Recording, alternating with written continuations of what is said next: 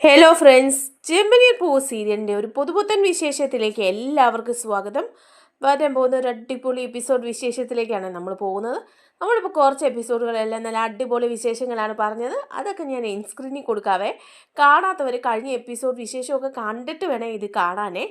അങ്ങനെ എന്താണെന്ന് വെച്ചാൽ ശ്രുതിക്ക് ഒരു അബദ്ധം പറ്റി 30 ലക്ഷം രൂപ അങ്ങ് നഷ്ടപ്പെട്ടു.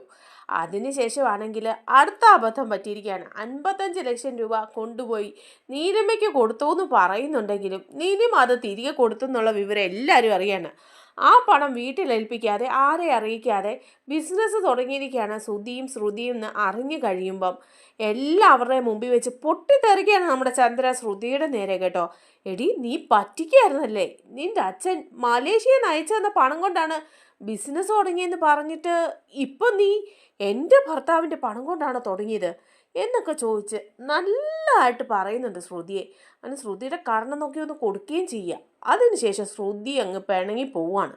ശ്രുതിയോട് ഇനി വീട്ടിൽ കയറണ്ടെന്ന് പറഞ്ഞ് ആട്ടി ഇറക്കാണ് നമ്മുടെ ചന്ദ്ര. ആ ഒരു വിശേഷങ്ങളിലേക്കാണ് നമ്മൾ പോകുന്നത്. നമ്മുടെ വീഡിയോ ഇഷ്ടമായാലൊന്ന് ലൈക്ക് ചെയ്യണേ, ഹൈപ്പ് ചെയ്യണേ, ചാനൽ കൂടി ഒന്ന് സബ്സ്ക്രൈബ് ചെയ്ത് സപ്പോർട്ട് ചെയ്യണേ. അങ്ങനെ ചന്ദ്ര പറയാണ് ശ്രുതിയോട്, എടി കള്ളി, നീ അപ്പോൾ പറഞ്ഞത് മുഴുവൻ നുണയായിരുന്നല്ലേ. നിങ്ങൾ ആ പെണ്ണ് നീലിമ തിരികെ തന്ന പണം കൊണ്ട് ബിസിനസ് തുടങ്ങി. എന്നിട്ട് ഇവിടെ എല്ലാവരോടും എന്താ പറഞ്ഞത്? നിന്റെ അച്ഛൻ മലേഷ്യയിൽ നിന്ന് അയച്ചു തന്ന പണമാണെന്നും മറ്റേ പണം തിരികെ കിട്ടിയില്ലെന്നും ഒക്കെ അല്ലേടി. ഇത്രയ്ക്ക് വലിയ പേരും കള്ളിയായി പോയല്ലോ നീ എന്ന് പറയുമ്പോൾ ശ്രുതി പറയാണ്, അത് അങ്ങനെ സംഭവിച്ചു പോയി. നമ്മുടെ നല്ലതിന് വേണ്ടിയല്ലേ ഞാൻ ചെയ്തതെന്ന് ചോദിക്കുക. ഒറ്റ അടി കൊടുക്കൂ ചന്ദ്രയപ്പം ദാക്ഷിണ്യമില്ലാതെ അടിക്കുകയാണ്. അപ്പോൾ ഉടനെ ശ്രുതി പറയുന്നുണ്ട്, അതെന്തിനാ അമ്മ എന്നെ അടിച്ചത്? എന്തിനാ ഇപ്പം എന്നെ അടിച്ചത്? ഞാൻ മാത്രമേ ഇതിൽ തെറ്റ് ചെയ്തിട്ടുള്ളൂ, അമ്മയുടെ മോനും തെറ്റ് ചെയ്തിട്ടില്ലേ?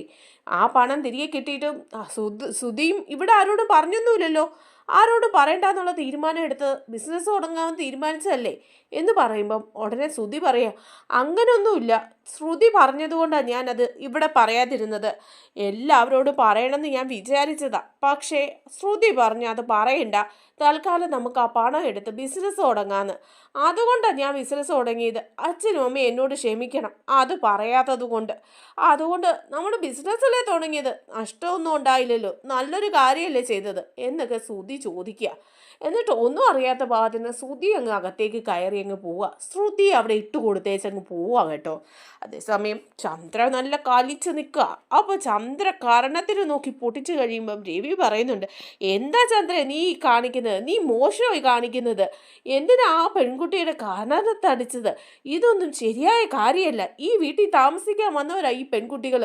അവരെ ഇതുപോലെ കൈ ഒങ്ങുക എന്നുള്ളത് ശരിയായ കാര്യമല്ല എന്ന് പറയുക. അപ്പം ചന്ദ്ര പറയാം, ഇവള് കാണിച്ച തെമ്മാടിത്തരം നിങ്ങൾ കണ്ടില്ലേ?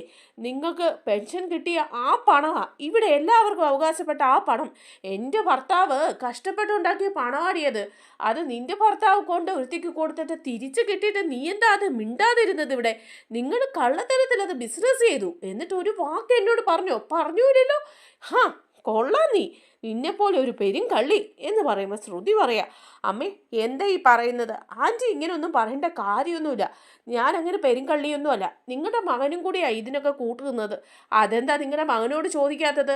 ആ ശ്രുതിക്ക് യാതൊരു കഴിവുമില്ല. അതുകൊണ്ടാണല്ലോ ശ്രുതി എല്ലായിടത്തും കൊണ്ടുവന്ന് ഈ പണമെല്ലാം കളയുന്നത്. കുറച്ചധികം വിദ്യാഭ്യാസം ഉണ്ടായതുകൊണ്ട് മാത്രം ആളുകൾക്ക് വിവരമൊന്നും ഉണ്ടാവില്ല. ശ്രുതി അക്കൂട്ടത്തിൽപ്പെട്ട ഒരാളാണ്. ഇപ്പം തന്നെ കെട്ടിടം വാങ്ങിക്കാനാണെന്ന് പറഞ്ഞ് 30 ലക്ഷം രൂപ കൊണ്ട് കളഞ്ഞില്ലേ, തൊലച്ചില്ലേ? അതുപോലെ ഇതിനു മുമ്പ് ഒരുപാട് പണം തൊലച്ചിട്ടില്ലേ ശ്രുതി? ഇതും അതുപോലെ കൊണ്ട് ഏതോ പെണ്ണിന് കൊടുത്തു. എൻ്റെ കഴിവ് കൊണ്ടാണ് അത് തിരിച്ചു കിട്ടിയത്. ഇല്ലെങ്കിൽ അത് തിരിച്ചു കിട്ടാനൊന്നും പോകുന്നില്ല. അത് തിരിച്ചു കിട്ടിയത് കൊണ്ട് ബിസിനസ് എങ്കിലും തുടങ്ങാൻ പറ്റി എന്ന് പറയാം. അപ്പം ചന്ദ്രയ്ക്ക് അത് ഇഷ്ടപ്പെടുന്നില്ല. എൻ്റെ മോനെ നീ കുറ്റം പറഞ്ഞുകൊണ്ട് വരുന്നോ? നിൻ്റെ കൂടെ കൂടിക്കഴിഞ്ഞാൽ അവൻ ഇങ്ങനെ ആയത്. അതിനു മുമ്പ് അവൻ ഇങ്ങനത്തെ സ്വഭാവമൊന്നും ഇല്ലായിരുന്നു. ഇപ്പോൾ നിൻ്റെ താളത്തിന് തുള്ളുകയാണ് അവൻ. നീ ഇങ്ങനെ ദുഷിച്ച രീതിയിൽ അവനെ പറഞ്ഞു കൊടുത്ത് വഷളാക്കുന്നതാ. അങ്ങനെയാണ് എൻ്റെ കുഞ്ഞ് ഇങ്ങനെ ആയിപ്പോയത്. അപ്പോൾ ശ്രുതി പറയാം, പിന്നെ നിങ്ങളുടെ കുഞ്ഞ് അങ്ങനെയായിപ്പോയെന്ന് എന്നെ ഇങ്ങനെ കുറ്റപ്പെടുത്തിക്കൊണ്ട് വരണ്ട കേട്ടോ. നിങ്ങളുടെ വളർത്തു ഗുണം കൊണ്ടാ ശ്രുതി ഇങ്ങനെ ആയിപ്പോയത്. അതിന് എന്നെ പറഞ്ഞുകൊണ്ട് വരേ ചെയ്യണ്ട. ഇതിനു മുമ്പും എന്നെ വിവാഹം കഴിക്കുന്നതിന് മുമ്പും ശ്രുതി പറ്റിക്കപ്പെട്ടിട്ടില്ലേ? ഇപ്പം നിങ്ങളുടെ മകൻ്റെ കൂടെ ഞാൻ കൂടിയത് പിന്നെയാ എങ്ങനെയെങ്കിലും അവൻ ജീവിക്കാൻ തുടങ്ങിയത്. ഇപ്പം ഈ ബിസിനസ് എങ്ങനെ ചെയ്യാൻ തുടങ്ങിയത്? അതിനു മുമ്പ് ബീച്ചിലും പാർക്കിലും എല്ലാം പോയി കിടന്ന് ഉറങ്ങുമല്ലായിരുന്നോ? പെരുങ്കള്ളൻ, പണിയെടുക്കാൻ കഴിയാത്ത തിരുമണ്ടൻ, എല്ലായിടത്തും പറ്റിക്കപ്പെട്ട് നടക്കുകയല്ലായിരുന്നോ? ഇപ്പം ഞാൻ കൂടി കുറേയൊക്കെ ഉപദേശങ്ങൾ കൊടുത്ത് നേർവഴിക്ക് നയിക്കാൻ ശ്രമിക്കുമ്പോൾ നിങ്ങളെല്ലാവരും കൂടെ എൻ്റെ തലയിൽ കയറുന്നോ? ഞാൻ ഏതാണ്ട് വലിയ തെറ്റ് ചെയ്തതുപോലെ. ഇപ്പം തന്നെ കണ്ടില്ലേ എല്ലാവരുടെ മുമ്പിൽ എന്നെ ഇട്ട് എറിഞ്ഞേച്ച് അവനങ്ങ് പോയത് എന്നൊക്കെ പറയും. അപ്പം ചന്ദ്ര പറയാം, നീ ഒരക്ഷരം ഇനി ഈ വീട്ടിൽ മിണ്ടി പോകരുത്. നിന്റെ നാവ് വായിലിട്ടോണം. നിന്നെപ്പോലെ ഒരു പെരുങ്കള്ളിയെ ഈ വീട്ടിൽ കയറ്റിയതാണ് എനിക്ക് പറ്റിയ തെറ്റ്. ഇത്രയും നാൾ ഞാൻ രേവതിയെയും കുറ്റം പറഞ്ഞുകൊണ്ടിരുന്നത്. ഇപ്പം നിന്നെ എനിക്ക് കുറ്റം പറയേണ്ടി വന്നല്ലോ. നിന്നെയൊക്കെ ഞാനെടുത്ത് തലയിൽ വെച്ചതിൻ്റെയാണ് ഞാനിപ്പോൾ അനുഭവിക്കുന്നത്. അപ്പോഴേക്കും പെട്ടെന്ന് ശ്രുതിക്ക് അങ്ങ് ദേഷ്യം വരികയാണ്. ശ്രുതി അകത്തേക്ക് കയറി പോകുമ്പോൾ നമ്മുടെ ശ്രുതി മുറിക്കകത്ത് കയറി ഇങ്ങനെ ഇരിക്കും അനങ്ങാതെ. ശ്രുതിയുടെ അടുത്ത് എന്നിട്ട് ശ്രുതി പറയാ, അതെ എന്താ ശ്രുതി അവിടെ നിന്ന് സംസാരിച്ചുകൊണ്ടിരുന്നു. അപ്പം എന്നെ അവിടെ ഇട്ട് എറിഞ്ഞിട്ട് എൻ്റെ കുഴപ്പം കൊണ്ടാണെന്ന് പറഞ്ഞിട്ട് നീ ഇങ്ങോട്ട് അകത്തോട്ട് കയറി പോന്നോ? അപ്പം ശ്രുതി പറയാ, പിന്നെ അല്ലാതെ നീ പറഞ്ഞ് കേട്ടിട്ടല്ലേ ഞാനന്ന് ബിസിനസ് തുടങ്ങിയത്.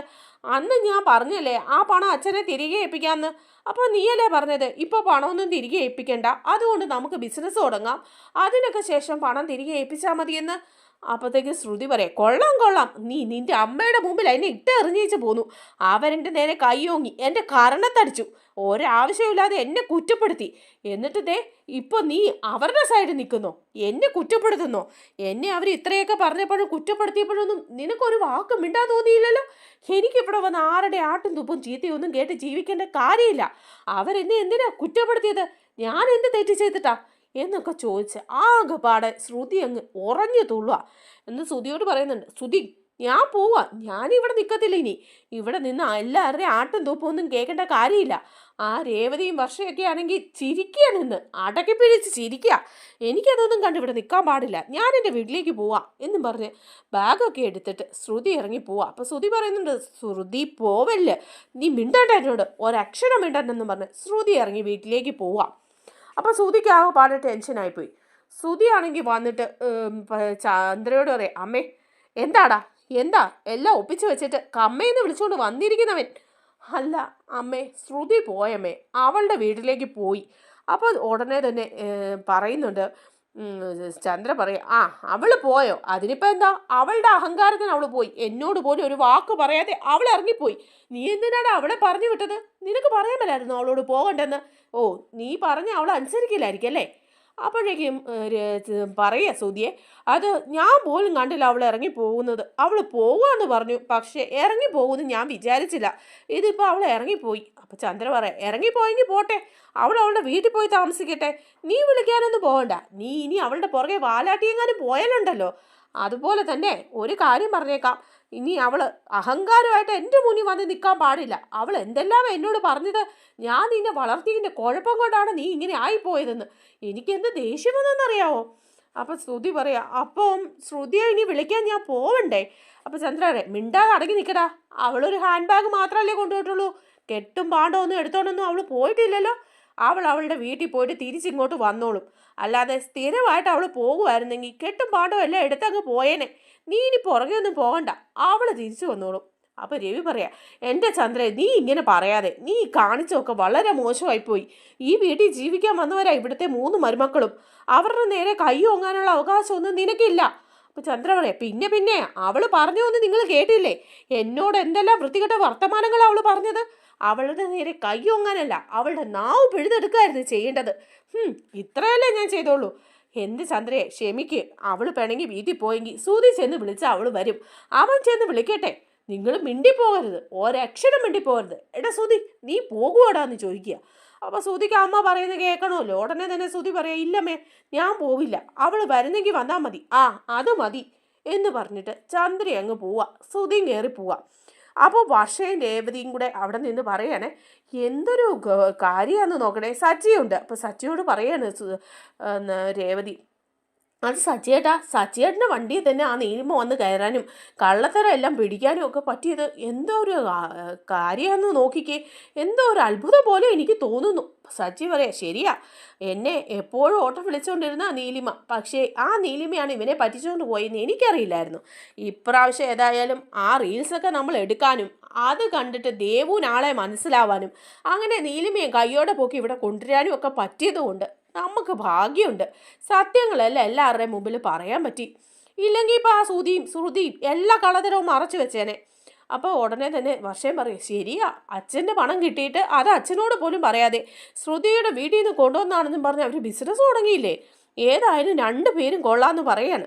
അപ്പം സച്ചിൻ പറയാം, ഏതായാലും നന്നായി, സത്യങ്ങളെല്ലാം എല്ലാം അറിഞ്ഞത് നന്നായി എന്ന് പറയാം. അപ്പോൾ രേവതിയും പറയുന്നുണ്ട്, ശരിയാ, അല്ലെങ്കിൽ ഇപ്പം ഈ കള്ളത്തരം വെച്ചുകൊണ്ട് അവരങ്ങ് ജീവിച്ചേനെ. സത്യം അറിഞ്ഞത് നന്നായി, ഒരു പ്രശ്നം ഉണ്ടായെങ്കിലും കുഴപ്പമൊന്നുമില്ല എന്ന് പറയാണ്. അങ്ങനെ അതിനൊക്കെ ശേഷം നമ്മുടെ രേവതിയും അതുപോലെ വർഷയും കൂടെ ഫോണിൽ റീൽസൊക്കെ ഇങ്ങനെ കണ്ടിട്ട് ചിരിച്ചുകൊണ്ടേ ഇരിക്കുകയാണ്. ഇതൊക്കെ കണ്ട് കോമഡിയൊക്കെ കണ്ടിരുന്ന് ചിരിച്ചുകൊണ്ടിരിക്കുമ്പോഴാണ് ചന്ദ്ര അങ്ങോട്ട് വരുന്നത്. ചന്ദ്ര വന്ന പാടെ ദേഷ്യപ്പെട്ട് നോക്കുകയാണ്. ഇവരിരുന്ന് ചിരിക്കുകയും ഫോൺ കാണുകയൊക്കെ ചെയ്യുന്ന കണ്ടിട്ട് ചന്ദ്രയ്ക്ക് നല്ല ദേഷ്യം വരിക. അതുപോലുള്ള പ്രശ്നങ്ങളാണല്ലോ അവിടെ ഉണ്ടായിരിക്കുന്നത്. അപ്പോൾ ചന്ദ്ര വന്നിട്ട് ചോദിക്കുക, എടി എന്താണ് ഇത്ര ചിരിക്കാൻ? ഇവിടെ ഇത്രയധികം പ്രശ്നം ഉണ്ടായിട്ടും നിങ്ങൾ രണ്ടും കൂടെ ഒന്നിച്ചിരുന്ന് ചിരിക്കുന്നോ? എന്താ ഇത്ര ചിരിച്ച് മറച്ചു കൂട്ടുന്നത്? അപ്പോൾ രേവതി പറയാം, അതമ്മേ, ഞങ്ങൾ ഫോണിൽ വീഡിയോ കാണുമായിരുന്നു എന്ന് പറയാം. ഓ, ഫോണിൽ വീഡിയോ കണ്ട് അങ്ങ് പൊട്ടിച്ചിരിക്കുകയായിരിക്കും അല്ലേ? ഇവിടെ എത്രയധികം പ്രശ്നം ഉണ്ടായപ്പോഴും ആ ശ്രുതി എന്ന് പറയുന്നവള് എൻ്റെ നേരെ നിന്ന് പറഞ്ഞതൊക്കെ നിങ്ങൾക്ക് രണ്ടിനും അങ്ങ് ബോധിച്ചിട്ടുണ്ടാവും. അതുകൊണ്ട് റീൽസ് കണ്ട് ചിരിക്കുകയാണ് രണ്ടും. അപ്പോൾ ഉടനെ തന്നെ വർഷ പറയും, അതിനെന്താ, എന്ത് പ്രശ്നം ഉണ്ടായാലും ഞങ്ങൾക്ക് എന്താ കുഴപ്പം? ഞങ്ങൾ ആരുടെയും പണം എടുത്തിട്ട് പോയിട്ടുമില്ല, മോഷ്ടിച്ചിട്ടുമില്ല, കള്ളത്തരം പറഞ്ഞിട്ടുമില്ല. പിന്നെ ഞങ്ങളെന്തിനാ ടെൻഷൻ അടിക്കുന്നത്? അതൊക്കെ ചെയ്തത് അമ്മയുടെ മൂത്ത മരുമോളും മോനും അല്ലേ? അപ്പോൾ പിന്നെ അവർ ടെൻഷൻ അടിച്ചാൽ പോരെ? അപ്പോൾ ചന്ദ്രൻ പറയുക, അങ്ങനെയേ ശ്രുതി ദേഷ്യപ്പെട്ട് ഇവിടെ നിന്ന് ഇറങ്ങി വരെ പോയി, എന്നിട്ട് നീയൊക്കെ വീഡിയോ കണ്ട് ചിരിക്കുകയല്ലേ? അതെ, ഞങ്ങൾ വീഡിയോ കണ്ട് ചിരിക്കുക. അതിനിപ്പം ആൻറ്റിക്ക് എന്താ? ഞങ്ങൾ ഇനിയും വീഡിയോ കണ്ട് ചിരിക്കും. ഈ പ്രശ്നങ്ങളൊക്കെ ഉണ്ടാക്കിയവരോട് ചെന്ന് ചോദിക്ക്, മൂത്ത മോനോട് ചെന്ന് കാര്യങ്ങൾ ആൻറ്റി ചോദിക്ക്. അല്ലാതെ വെറുതെ എപ്പോഴും രേവതി ചേച്ചിയും എന്നെയും ചീത്ത പറയാനായിട്ട് ആൻറ്റി വരണ്ട എന്ന് പറയാണ്. അപ്പോഴേക്കും ചന്ദ്രയുടെ തല താന്നിട്ട് ചന്ദ്ര പോയി റൂമിൽ പോയിരിക്കുക. എന്നിട്ട് രവിയോട് പറയാം, കണ്ടോ, മരുമക്കളൊക്കെ എൻ്റെ നേരെ നിന്ന് സംസാരിക്കാൻ തുടങ്ങി. ആ രേവതി ഞാൻ അടക്കി നിർത്തിക്കൊണ്ടിരുന്ന, ഇനിയിപ്പോൾ അവളുടെ മുമ്പിൽ തല ഉയർത്തി നിൽക്കാൻ പറ്റുമോ എനിക്ക്? ശ്രുതിയെ ഞാൻ എപ്പോഴും നല്ല രീതിയിൽ നന്നായിട്ട് കൊണ്ടുവന്നുകൊണ്ടിരുന്ന, എന്നിട്ടും അവൾ എന്നോട് ഈ ചതി ചെയ്തല്ലോ. അപ്പോൾ രവി പറയും, എന്ത് ചതി ചെയ്തെന്നാ? അവരവരുടെ കാര്യം നോക്കി. അല്ലേലും നിൻ്റെ മൂത്ത മോനും മരുമോളും ഇത്തിരി അഹംഭാവം കൂടിയ കണക്കുള്ളവരാ. കള്ളത്തരങ്ങളൊക്കെ ഒപ്പിക്കാൻ മിടിക്കാൻ നിന്റെ മൂത്ത മരുമോള്. പക്ഷെ നിനക്കത് മനസ്സിലായിട്ടില്ലല്ലോ ഇതുവരെ. അവൾ നിന്റെ കൂടെ നിന്ന് പറ്റിക്കായിരുന്നെന്നുള്ള കാര്യം ഇപ്പോഴെങ്കിലും മനസ്സിലായില്ലേ? അപ്പോൾ ചന്ദ്ര മനസ്സിലായി, ഇനി ഞാൻ അത് അറിഞ്ഞേ അവളോട് നിൽക്കുള്ളൂ. ഞാൻ അവളെ അധികം എടുത്ത് തലയെ വെച്ചു, അതിനുള്ളത് എനിക്ക് കിട്ടുകയും ചെയ്തു എന്നൊക്കെ പറയാം. അതേസമയം നമ്മുടെ ശ്രുതിയാണെങ്കിൽ പിണങ്ങി വീട്ടിൽ ചെല്ലുമ്പോഴേക്കും വിമല ചോദിക്കുക, ശ്രുതിയുടെ അമ്മേ എന്നൊക്കെ പറഞ്ഞ് ചെല്ലുമ്പം ചോദിക്കുക, എന്താ മോളെ നീ ഇപ്പോൾ വന്നേ, എന്താ വന്നേന്ന് ചോദിക്കുക. അത് ശ്രുതിക്ക് ഇഷ്ടപ്പെടുന്നില്ല. ശ്രുതി ചോദിക്കുക, എന്താ എനിക്ക് വരാൻ പാടില്ലേ? ഞാനിവിടെ വന്നത് അമ്മയ്ക്ക് എന്താ ഇഷ്ടപ്പെട്ടില്ലേ? അപ്പോഴേക്കും വിമല പറയുന്നുണ്ട്, അതുകൊണ്ടല്ല മോളെ, നീ ഈ സമയത്തൊന്നും വരാറില്ല ഇങ്ങനെ, അതുകൊണ്ടാണ് ചോദിച്ചത് എന്ന് പറയാം. അപ്പോൾ പറയാം, ഞാനിപ്പോൾ ഇങ്ങോട്ട് വന്നത് വേറൊന്നുമല്ല, എനിക്ക് ആ വീട്ടിൽ നിൽക്കാൻ പറ്റുന്നില്ല, അതുകൊണ്ടാന്ന് പറയാം. അപ്പോൾ വിമലയ്ക്ക് ആകപ്പാടെ ടെൻഷനായി. വിമല ചോദിക്കുക, അതെന്താ മോളെ അവിടെ നിൽക്കാൻ പറ്റാത്ത, എന്താ പ്രശ്നം? അവിടെ ഒരു പ്രശ്നവും ഇല്ലായിരുന്നല്ലോ, ഇപ്പം എന്താ കാര്യമെന്ന് ചോദിക്കാം. അതെന്താന്ന് വെച്ചാൽ ഞങ്ങൾ ഇങ്ങനൊരു സംഭവം ഉണ്ടായി. അന്ന് ആ പണം കിട്ടിയപ്പം അത് ഞങ്ങളെടുത്ത് മറിച്ച് ബിസിനസ് തുടങ്ങി. ഞാൻ ആ ശ്രുതിയോട് പറഞ്ഞത് ആരോടും പറയണ്ട ബിസിനസ് തുടങ്ങാമെന്ന്. പക്ഷേ ഇപ്പം ആ കള്ളത്തരങ്ങളെല്ലാം പൊളിഞ്ഞു. നീലിമ എന്ന് പറയുന്ന അവളെ സച്ചി അവിടെ ഹാജരാക്കി. എല്ലാവരുടെ മുമ്പിൽ സത്യങ്ങളൊക്കെ വെളിപ്പെടുത്തി. പിന്നെ അവിടെ ഒരു ബഹളം തന്നെയായിരുന്നു. പണം കിട്ടിയ വിവരം ഞങ്ങൾ മറച്ചു വെച്ചതിന് അച്ഛനും ആൻറ്റിയും എല്ലാവരും ബഹളം വെച്ച്. ആൻറ്റിയാണ് എൻ്റെ കർണത്തടിച്ചു, ഞാനാണ് എല്ലാത്തിനും കാരണം എന്ന് പറഞ്ഞ് എന്നെ ചീത്ത പറഞ്ഞു എന്ന് പറയാം. അപ്പോൾ ഉടനെ തന്നെ വിമല പറയുക, അതെന്താ മോളെ അങ്ങനെ? നിങ്ങളതങ്ങനെ ചെയ്യാൻ പാടുണ്ടായിരുന്നോ? ആ പണം രവിയുടെ പണമല്ലായിരുന്നോ? അത് കിട്ടിയപ്പം അവരെ അറിയിക്കണ്ടായിരുന്നോ? അത് അറിയിക്കാതെ നിൻ്റെ ആ മലേഷ്യയിലെ അച്ഛൻ തന്നതാണെന്ന് പറഞ്ഞിട്ട് എന്തിനാ വെറുതെ ബിസിനസ് തുടങ്ങിയത്? നിങ്ങൾക്ക് ബിസിനസ് തുടങ്ങണമെങ്കിൽ നിങ്ങൾക്ക് വേറെ എവിടെയെങ്കിലും പണം സംഘടിപ്പിച്ചു കൊടുക്കായിരുന്നോ എന്ന് ചോദിക്കുമ്പം ശ്രുതി ചോദിക്കുക, പിന്നെ എവിടെ നിന്ന് പണം സംഘടിപ്പിക്കാനാ? അമ്മ എവിടെന്നെങ്കിലും സംഘടിപ്പിച്ച് വെച്ചിട്ടുണ്ടോ? ഇല്ലല്ലോ. ഇതൊക്കെ എനിക്ക് മാർഗമുള്ളൂ, ചെയ്യാതിരിക്കാൻ പറ്റില്ല. ഞാനെന്നും നരയിക്കണമെന്നാണോ അമ്മയുടെ ആഗ്രഹം? എനിക്കും ജീവിക്കണ്ടേ? അതേ മോളെ, നിനക്ക് ജീവിക്കണം. പക്ഷേ നീ ഇപ്പോൾ ചെയ്തത് തെറ്റായിപ്പോയി. അതിനെ ചോദ്യം ചെയ്ത ചന്ദ്രയെ കുറ്റം പറയാനൊന്നും പറ്റില്ല. എപ്പോഴും നിന്റെ കൂട്ടിന് നിന്ന് നിന്റെ ഒപ്പം താളം തുള്ളിക്കൊണ്ടിരുന്നതല്ലേ ചന്ദ്ര. അവർക്ക് അത്രയ്ക്ക് സഹിക്കാൻ പാടില്ലാണ്ടല്ലേ അവരങ്ങനെ പറഞ്ഞത്. പിന്നെ മോളെ, നീ മോശം പറയാൻ പാടില്ലായിരുന്നു ചന്ദ്രയോട്. ചന്ദ്ര വളർത്തി വലുതാക്കിയ മോനല്ലേ അത്. എന്നിട്ട് അവനിങ്ങനെ ആയിപ്പോയ ചന്ദ്ര കാരണമാണെന്നൊക്കെ വിളിച്ചു പറഞ്ഞാൽ അവർക്ക് ഇഷ്ടപ്പെടുവോ? അവർ ദേഷ്യപ്പെടാതിരിക്കുവോ? അവരുടെ മോൻ്റെ കുറ്റം പറയുമ്പം എന്തായാലും അവർ സമ്മതിച്ചു തരില്ല. നീ ചെന്ന് കയറിയ പെണ്ണാണ്. ശ്രുതിയാണെ ആ വീട്ടിലെ പയ്യനും. ആ വീട്ടിലെ പയ്യനെ കുറ്റം പറയാൻ അവൻ്റെ അച്ഛനും അമ്മയൊന്നും സമ്മതിക്കില്ല. പിന്നെയും ചെന്ന് കയറിയ പെണ്ണുങ്ങളെ കുറ്റം പറയുള്ളൂ. അതൊക്കെ നമ്മൾ മനസ്സിലാക്കി വേണ്ടേ മോളെ സംസാരിക്കാനും പെരുമാറാനും ഒക്കെ. അപ്പോൾ ശ്രുതി പറയാം, അപ്പോൾ അവർ ചെയ്തതും പെരുമാറിയതും ഒന്നും ഇല്ലെന്നാണ് അമ്മ പറയുന്നത്. ഉണ്ട്, ഇല്ലെന്ന് ഞാൻ പറഞ്ഞില്ലല്ലോ. പക്ഷേ ഈ സമയത്ത് നിനക്ക് ഇവിടെ വന്ന് നിൽക്കാൻ പറ്റുമോ? പറ്റില്ലല്ലോ. ഇപ്പം ആദി വരും. ആദിക്ക് പ്രായമായിക്കൊണ്ടിരിക്കുക. അവനിപ്പോൾ ഇങ്ങനെയുള്ള കാര്യങ്ങളൊക്കെ പറഞ്ഞാൽ മനസ്സിലാവാനുള്ള പ്രായമൊക്കെ ആയി. അതുകൊണ്ട് അവൻ വരുമ്പോഴേ ചോദിക്കും എന്താ വന്നത്, എന്താ പ്രശ്നം എന്നൊക്കെ. അങ്ങനെ അവൻ അറിഞ്ഞു കഴിഞ്ഞാൽ ഇത് ശരിയാവുമോ? മറ്റുള്ള നാട്ടുകാരും ഇതൊക്കെ അറിയില്ലേ? അങ്ങനെ ആവുമ്പോൾ പിന്നെ നിനക്ക് അങ്ങോട്ട് തിരിച്ചു പോകാൻ പറ്റുമോ? നീ നിന്റെ അവസ്ഥ കൂടി ആലോചിക്കുമോളെ. എന്നിട്ട് അങ്ങോട്ട് തിരിച്ചു പോകാൻ നോക്ക്. അമ്മ പറയുന്നത് നീ കേക്ക്. നീ തിരിച്ചു ചെല്ല്, ഇവിടെ നിൽക്കണ്ട. അവിടെ ചെന്ന് അവരോട് മാപ്പ് ചോദിച്ച് അവിടെ കയറി കൂടാൻ നോക്ക്. എന്നാലേ നിനക്ക് മുന്നോട്ട് പോകാൻ പറ്റുള്ളൂ മോളെ എന്ന് പറയാം. എൻ്റെ കല്യാണി നീ ചെല്ല് എന്ന് പറയാണ്. അപ്പോൾ പിന്നെ ശ്രുതിയും ആലോചിക്കുകയാണ് കേട്ടോ, ഇവിടെ നിന്ന് ശരിയാവില്ല, ഇനി ആദ്യം വരുമ്പോൾ പ്രശ്നമാവും. അത് തന്നെയല്ല, അവിടുന്ന് ഇറങ്ങിപ്പോന്നാൽ പിന്നെ തിരിച്ചു കയറാനൊരു മാർഗം ഉണ്ടാവില്ല. ശ്രുതിയാണെങ്കിൽ അവൻ്റെ അമ്മ പറയുന്ന മാത്രമേ കേൾക്കുള്ളൂ. അവൻ്റെ അമ്മ വന്ന് വിളിച്ചുകൊണ്ട് പോകാൻ പറഞ്ഞില്ലെങ്കിൽ ശ്രുതി ഈ ഭാഗത്തോട്ട് വരികയില്ല എന്ന് മനസ്സിലാക്കിയ ശ്രുതി പറയുകയാണ് വിമലയോട്, ശരിയാ, ഞാൻ എടുത്തു ചാടി ചില തീരുമാനങ്ങൾ എടുത്താൽ അതൊന്നും കുഴപ്പമില്ല, ഞാൻ തിരിച്ചു പോയിക്കോളാം. ആർക്കും ഒരു ബുദ്ധിമുട്ടായിട്ട് ഞാനിവിടെ നിൽക്കുന്നില്ലെന്ന് പറയാം. അപ്പോൾ വിമല പറയുന്നുണ്ട്, മോളെ നീ എനിക്കൊരു ബുദ്ധിമുട്ടൊന്നുമല്ല, പക്ഷേ ഞാനൊരു യാഥാർത്ഥ്യം പറഞ്ഞു തന്നതാ, അതനുസരിച്ച് നീ മുന്നോട്ട് പോ മോളെ എന്ന് പറയാം. ശരിയാ, എന്നാൽ ഞാൻ പോവാണ് എന്നും പറഞ്ഞ് അപ്പം തന്നെ അവിടുന്ന് ശ്രുതി ഇറങ്ങുകയാണ്. അതേസമയം ശ്രുതി വരാത്തതുകൊണ്ട് ശ്രുതിയാണെങ്കിൽ ആ പാടെ വിഷമിച്ചിങ്ങനെ ഇരിക്കുക. ശ്രുതിയും പോയല്ലോ, ഇനിയിപ്പോൾ എന്താ ചെയ്യുക, എങ്ങനെ അവളെ കൊണ്ടുവരാൻ അമ്മ സമ്മതിക്കുകയില്ല. അമ്മയുടെ ഇഷ്ടമില്ലാതെ പോയി ഞാൻ കൂട്ടിക്കൊണ്ടു വന്നാൽ അത് അതിലും വലിയ വിഷയമാവും എന്നൊക്കെ ഇങ്ങനെ പറഞ്ഞ് ഇരിക്കുകയാണേ. അപ്പോഴാണ് ശ്രുതി കയറി വരുന്നത്. ശ്രുതി കയറി വരുന്ന കാണുമ്പോൾ തന്നെ ചന്ദ്ര അവിടെ നിൽക്കുക. ചന്ദ്ര മുഖം അങ്ങ് തിരിക്കുകയാണ്. അപ്പോൾ ശ്രുതി അമ്മേ ആൻറ്റി എന്ന് വിളിക്കുക. അപ്പോൾ ഉടനെ ചന്ദ്ര ചോദിക്കുക, എന്താടി നീ ഇറങ്ങിപ്പോയതല്ലേ ഈ വീട്ടിൽ നിന്ന്? കെട്ടും കിടക്കയൊക്കെ എടുത്ത് ഇറങ്ങിപ്പോയവർ പിന്നെ എന്തിനാ തിരിച്ചു കയറി വന്നത്? നിന്നോട് ഇങ്ങോട്ട് തിരിച്ചു വരാൻ ആരെങ്കിലും പറഞ്ഞോ? ഇല്ലല്ലോ. ഇവൻ നിന്റെ ഭർത്താവ് ഈ കിഴങ്ങ് നിന്നെ വന്ന് വിളിച്ചോ? ഇല്ലല്ലോ. പിന്നെ ഇറങ്ങിപ്പോയവളെ എന്തിനാണ് ഈ തിരിച്ചു കയറി വന്നത്? എന്ത് അഹങ്കാരിയാണ് നീ എന്ന് പറയാം. അപ്പോൾ ശ്രുതി പറയാം, എന്നോട് ക്ഷമിക്കണം, ഞാൻ അന്നേരത്തെ ദേഷ്യത്തിന് അങ്ങനെ ചെയ്തെന്നേ ഉള്ളൂ. അന്ന് എല്ലാത്തിനും കാരണം ഞാൻ തന്നെയാണ്. ശ്രുതി പറഞ്ഞതാ ഇത് ഈ പണം ഉപയോഗിച്ച് തിരിച്ചു കൊടുക്കാമെന്ന്. പിന്നെ ഞാനാ പറഞ്ഞത് നമുക്കൊരു ബിസിനസ് തുടങ്ങാം. ബിസിനസ് തുടങ്ങുന്നതും നല്ലതല്ലേ? ബിസിനസ് തുടങ്ങിയത് കൊണ്ടല്ലേ ഇപ്പോൾ ശ്രുതി ജോലി ചെയ്യുന്നത്. ഇല്ല ഏതെങ്കിലും പാർക്കിലോ ബീച്ചിലോ ഒക്കെ പോയി വെറുതെ ഇരുന്നിട്ട് ഇവൻ വരില്ലായിരുന്നോ? ആൻറ്റിയുടെ മോനെ നശിപ്പിക്കാനൊന്നും ഞാൻ ശ്രമിച്ചിട്ടില്ല, നന്നാക്കാനേ ശ്രമിച്ചിട്ടുള്ളൂ. അതുകൊണ്ട് എല്ലാവരും എന്നോട് ക്ഷമിക്കണം, അത് പറഞ്ഞില്ല എന്നുള്ളത് എൻ്റെ തെറ്റാ. ഇപ്പോൾ ഒരു ദേഷ്യത്തിന് ഞാൻ ഇറങ്ങിപ്പോയെങ്കിലും ഞാൻ ഇവിടുന്ന് ഇറങ്ങിപ്പോയാൽ വീണ്ടും ശ്രുതി ഇവിടെ വിഷമിക്കുമെന്ന് എനിക്കറിയാം. അതുകൊണ്ടാണ് ഞാൻ തിരിച്ചു വന്നത്. ആൻറ്റി എന്നോട് ക്ഷമിക്കണം എന്ന് പറയാം. അപ്പം ചന്ദ്ര പറയാം, നിന്നോട് ഞാൻ ക്ഷമിക്കാനോ? എങ്ങനെ നിന്നോട് ഞാൻ ക്ഷമിക്കാനാ? ഞാൻ നിന്നോട് ക്ഷമിക്കില്ല. നീ ചെയ്തതേ വളരെ വലിയ തെറ്റ് തന്നെയാണ്.